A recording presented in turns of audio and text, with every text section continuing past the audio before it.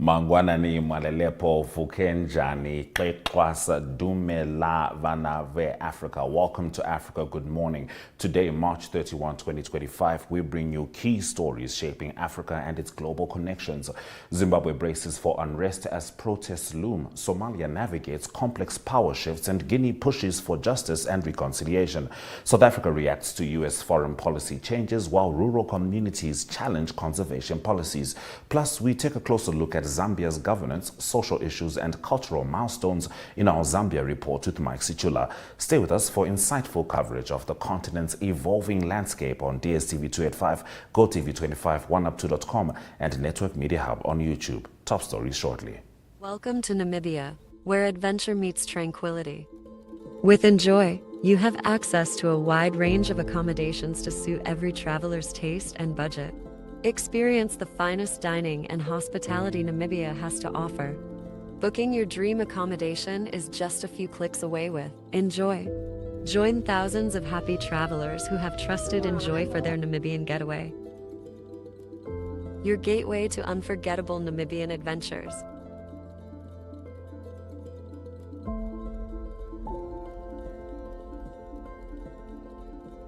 Visit us today at enjoy.my.na.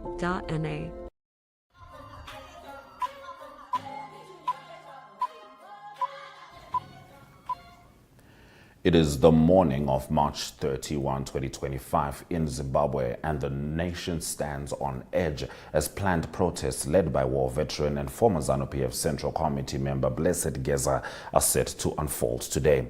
Yesterday, a statement by the Minister of Home Affairs and Cultural Heritage, Kazembe, on the security situation in the country issued a stern warning to the public against participating in what the government has deemed illegal demonstrations. Geza, a fugitive wanted by police on charges including undermining presidential authority, has called for a mega demonstration to demand President Mnangagwa's resignation. Fueled by public outrage over economic collapse, alleged corruption, and Mnangagwa's rumored push to extend his presidency beyond 2028. As dawn breaks, security forces, including the Zimbabwe Republic Police, are visibly deployed across cities and towns, with roadblocks and patrols intensifying overnight. The statement, supported by the military-led Joint Operations Command, underscored the state's resolve to maintain order, echoing Kazembe's earlier remarks labeling the protests as subversive. With tensions high and the government signaling a potential crackdown, Zimbabweans face a critical moment as dissent clashes with the regime's determination to stifle unrest amid deepening political and economic crisis. Here is the Home Affairs Minister, Kazembe. The government of Zimbabwe unreservedly denounces acts of terrorism and violence which unruly elements supported by a fringe group living outside the country intend to perpetrate on individuals and properties, thereby threatening the safety of the general public. The country's security services firmly stand on the side of law and order and will not hesitate to take decisive action.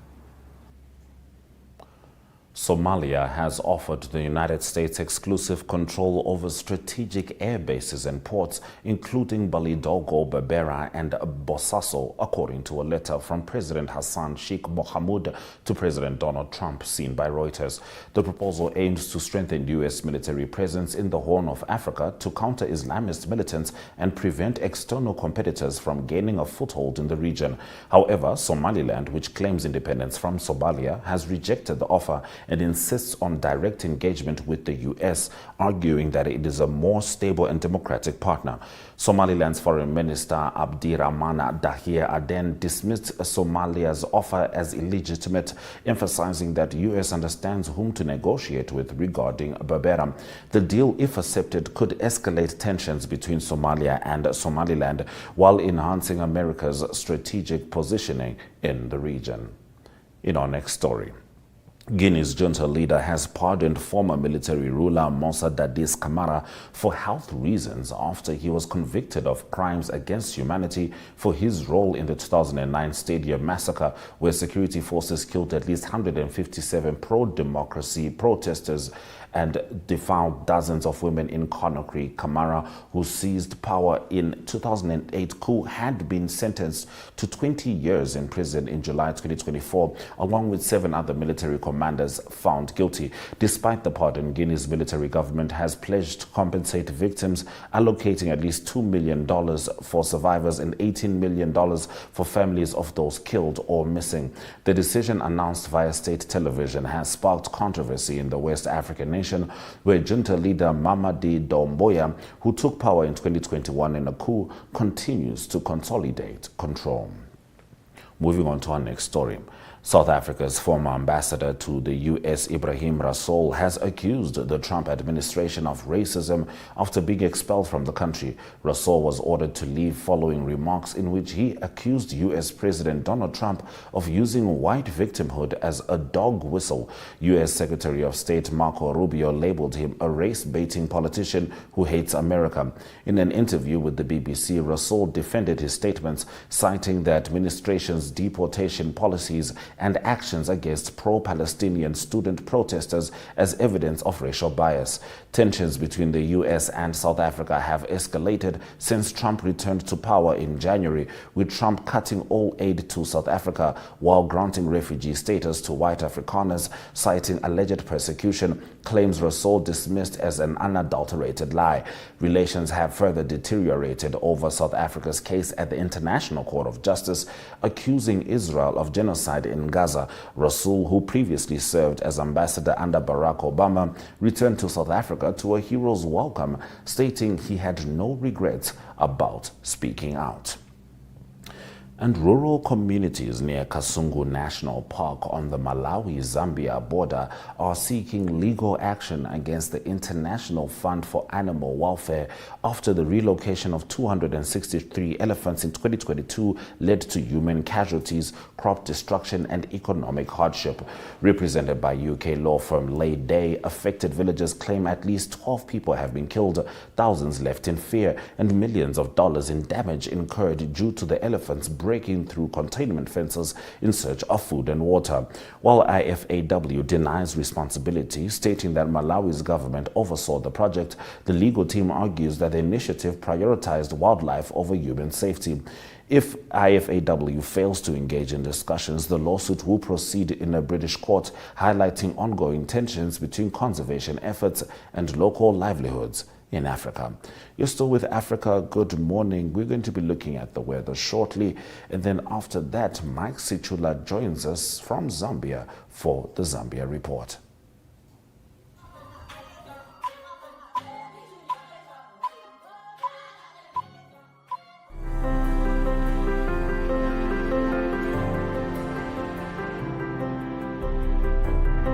Welcome to Namibia, where adventure meets tranquility. With Enjoy, you have access to a wide range of accommodations to suit every traveler's taste and budget. Experience the finest dining and hospitality Namibia has to offer. Booking your dream accommodation is just a few clicks away with Enjoy. Join thousands of happy travelers who have trusted Enjoy for their Namibian getaway. Your gateway to unforgettable Namibian adventures.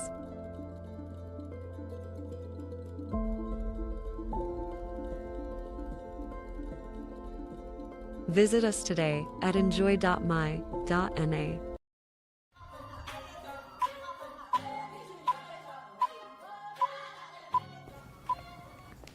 Do save the number 0857856231. Message weather to that number and you'll be able to get the latest report. But for now, we are joined by Mike Sichula as he brings us the latest news stories from Zambia. Mike Ribwanji.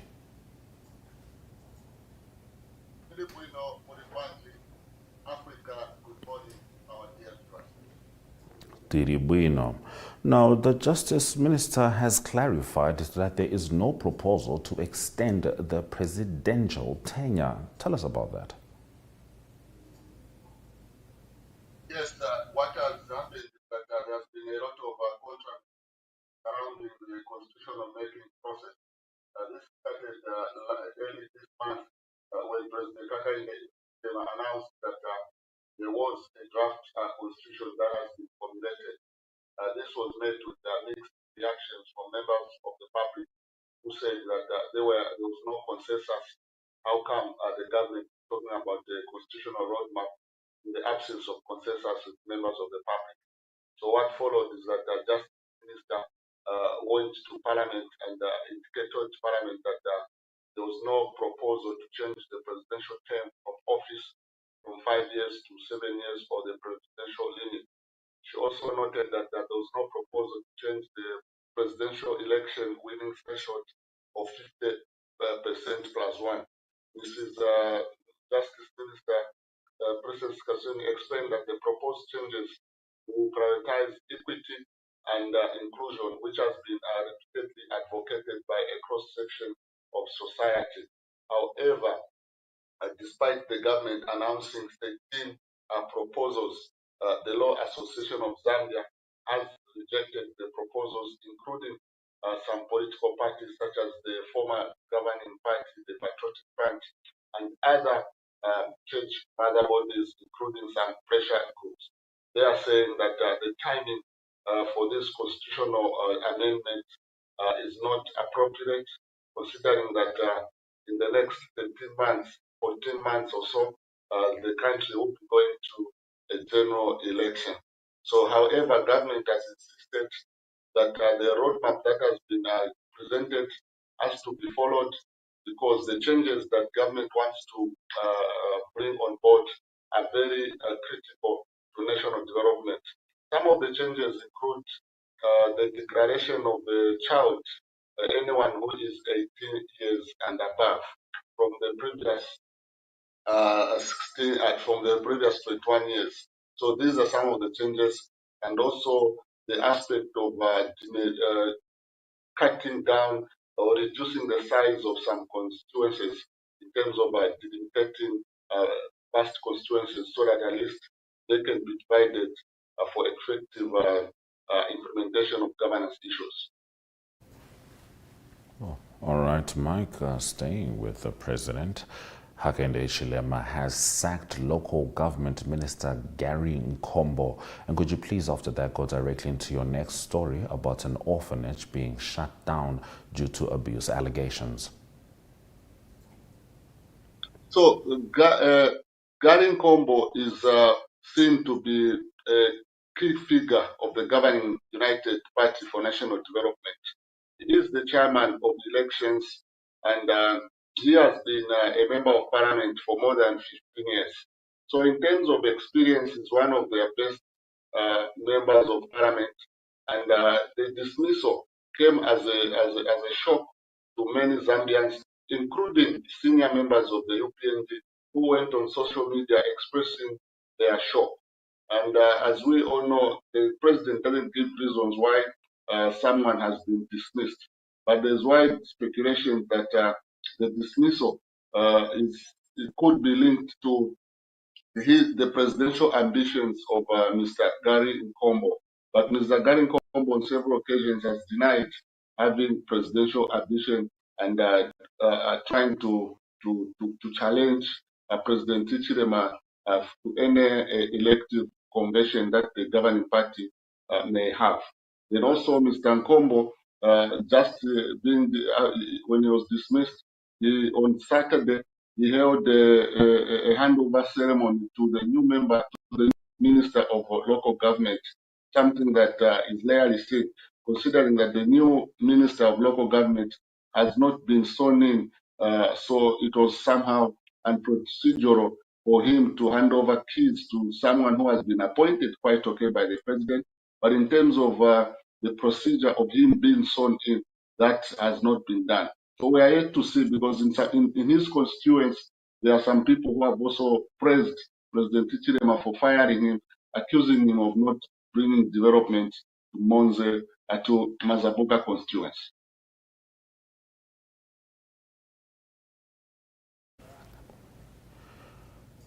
Mike, as I had said, please go straight into your next story about the orphanage being shut down. Moving on. Yeah, the government has shut down an orphanage in Lusaka's Chadli area following allegation of sexual abuse and defilement involving a clergyman who is running the facility. The facility belongs to God at Work Victory International Church. So this was after Community Development and Social Minister Dolin Mwamba visited the orphanage earlier last week and expressed shock at the condition of the facility. There were two girls, according to the minister, who had been living at the unregistered orphanage for over 16 years, who tipped the government officials of what has been happening at the orphanage. This has also been because of the high number of defilement cases that has happened in the country. As we speak, there are about 3 cases involving clergy men from rape, defilement, and also sexual offenses towards women.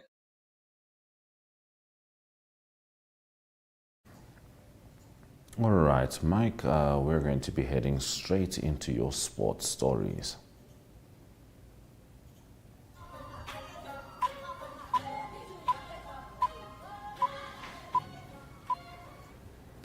Well, it's actually just one story, and you can understand why. The Football Association of Zambia elective annual general meeting, which was scheduled for March 29 in Livingston, was cancelled. Tell us about this.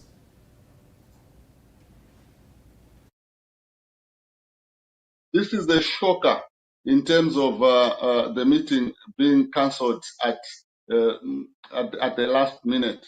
So over 300 delegates and councillors converged in the tourist capital, Livingstone, for the elective AGM. However, before the AGM could take off, the Football Association of Zambia received a court order saying that the meeting should not go on until concerned aggrieved parties are addressed by the court. So this led to the Football Association of Zambia Secretary General, Mr. Luben Kamanga, to cancel and wait until the full process is addressed. This happened even when CAF, FIFA, and COSAFA observers were in Livingstone to observe.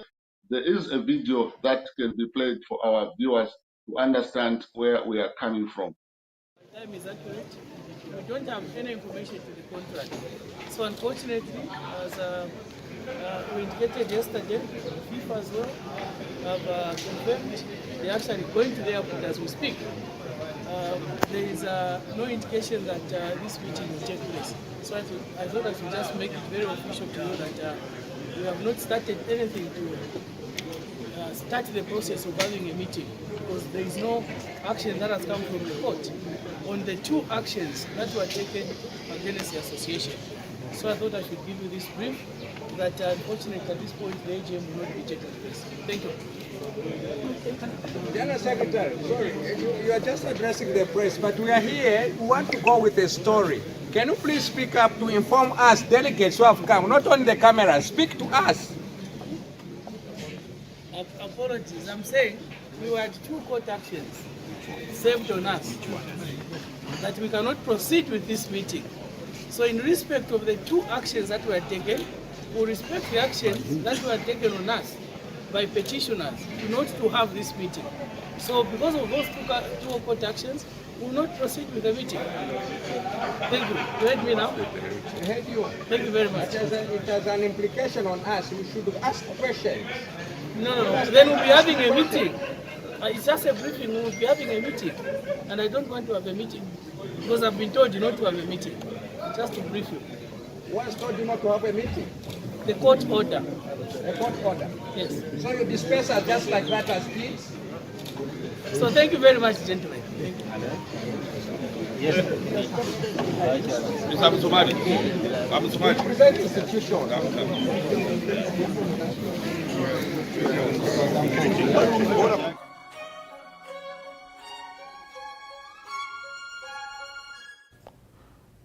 Now, Mike, continuing now with your entertainment and tourism news, musician Brian Bwembwa, better known as B'Flow, has been elected president of the Zambia Association of Musicians.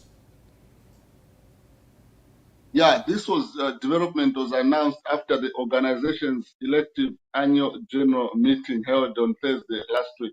So B'Flow has been actively involved with the Zambia Association of Musicians, previously serving as the organization's publicity secretary. So his experience and passion for the music industry made him an ideal candidate to lead the Zambia Association of Musicians. So he's been given this role, and a number of people are happy that maybe he could bring in something new to the body of musicians. Then, secondly, Zambia's artist, well known for her dancing skills and amazing songs, that is Mampi, was on Saturday performing in Australia. So this was something that she has been working hard, because she's been to many African countries. We talk of Malawi, you talk of Nigeria in terms of performing. So this one coming for her to perform in Australia on Saturday, it is something that a lot of Zambians are hoping that maybe if she maintains the consistency, then the level of Zambian music will be appreciated at the global level. So Mampi was pulled the crowd in Australia and other American countries. So she also managed to fill up the stadium previously in Uganda, Zimbabwe, plus many other African nations. It was a very good outing for the queen of music, as she's probably profoundly known here in Zambia. All right, it's always good to see her doing her thing. Thank you very much, Mike, for bringing us the Zambia report. Thank you very much, Africa. Good morning to our dear viewers. Africa, good morning indeed. Let's have a look at the economic indicators.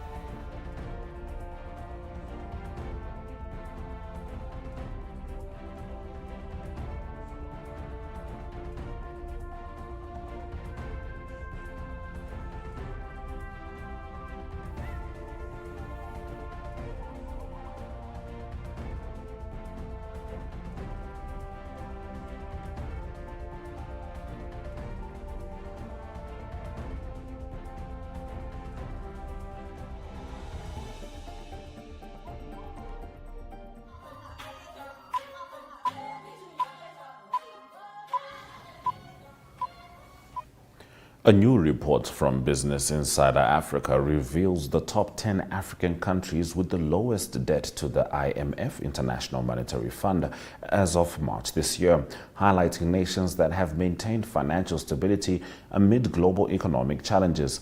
Leading the list is Lesotho with the least IMF debt at $11.66 million, followed by Eswatini, 19.63, followed by Comoros, followed by Sao Tome and Principe, followed by Djibouti at 31.80 million, Guinea-Bissau 52.9 million, Equatorial Guinea 59.84 million, Cabo Verde 72.12 million, Somalia and Seychelles 99.84 million. Countries with lower IMF debt enjoy greater fiscal flexibility, economic resilience, and investor confidence, as high debt levels can lead to austerity measures, reduced government spending, and economic instability. The rankings based on IMF data showcase how effective debt management can help nations navigate financial uncertainties while promoting sustainable growth. Those have been our stories on Africa Good Morning. Our top story today is that protests are set to happen in Zimbabwe. We're going to be keeping an eye on that situation, as the government has been strongly issuing stern warnings. But from me, Ashwin Bedi, and the Africa Good Morning team, Suraj Kanaka.